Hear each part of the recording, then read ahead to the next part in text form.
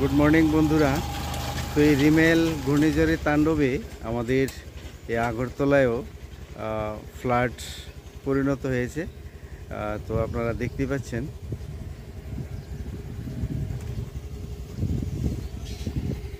খুব করুণ অবস্থা। তো আপনারা দেখতে থাকুন। কারো অবস্থা খুব খারাপ, আবার কেউ মনের আনন্দে নদীতে মাছ ধরছে।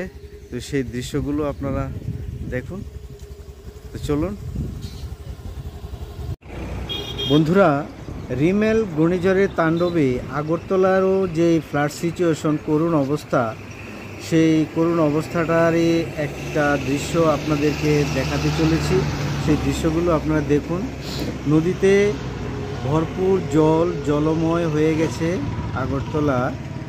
তো দেখুন কি দৃশ্য। অবশ্য আমি আজকে সকালে গিয়েছি, তাই এরকম। কালকে ছিল জলে পরিপূর্ণ অবস্থা, এগুলো সব জলের তলায় ছিল। তো আজকে জলটা কিছুটা কমেছে। আর এই সুযোগে সদ্ব্যবহার করেছে জেলেরা প্রচুর মাছ ধরছে এখান থেকে। আর আমিও কিছু মাছ কিনেছি আজকে, সেই মাছগুলো আপনারা দেখবেন। তো দেখুন কি অবস্থা আগরতলার ফ্লাড সিচুয়েশন। জলময় হয়ে গেছে পুরো আগরতলা।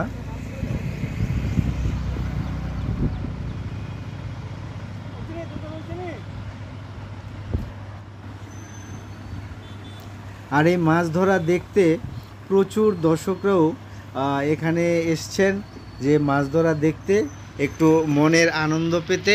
এবং অনেকেই এখানে এই জ্যান্ত মাছগুলো অনেকেই কিনে নিচ্ছেন। তো জেলেরও প্রচুর পরিমাণে মাছ এখানে ধরা পড়েছে।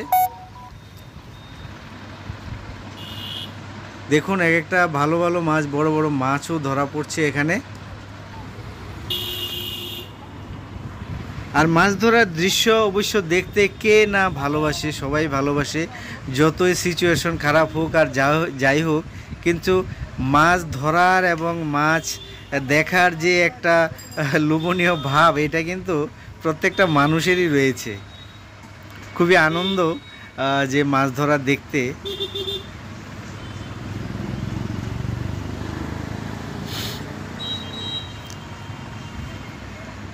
এই যে দেখুন, এখানে জেলের একটা বড় মাছ ধরা পড়েছে, দেখতেই পাচ্ছেন আপনারা। দারুণ দারুণ, খুব আনন্দ। ওই দেখুন কত বড় মাছটা। আর এই এলাকাটা তো দেখতেই পাচ্ছেন যে কি অবস্থা, জলে পুরো যে জমিগুলো রয়েছে সেগুলোকে সব ডুবিয়ে দিয়েছে জলের তলায়, সবগুলো জলের তলায়। আর জেলেরা দেখুন কি সারিবদ্ধভাবে জলে নেমে মাছ ধরছে এবং এই মাছ বিক্রি করে তাদের প্রচুর আয়ও হচ্ছে। আমি নিজে সচক্ষেই দেখতে পেলাম। তো ভিডিওটা অনেক বড় হয়ে যাবে বলে আমি অনেক কিছুই দেখাতে পারছি না। আর যতটুকু দেখিয়েছি অবশ্য সেটা আপনাদের কাছে অবশ্যই ভালো লাগবে।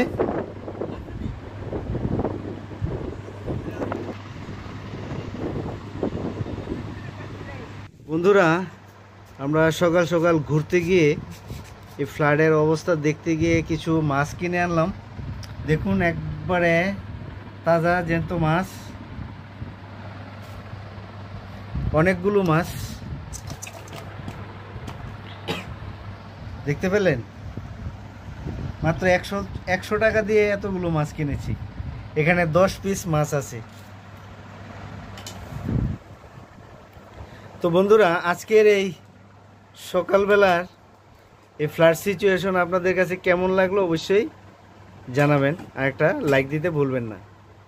ধন্যবাদ।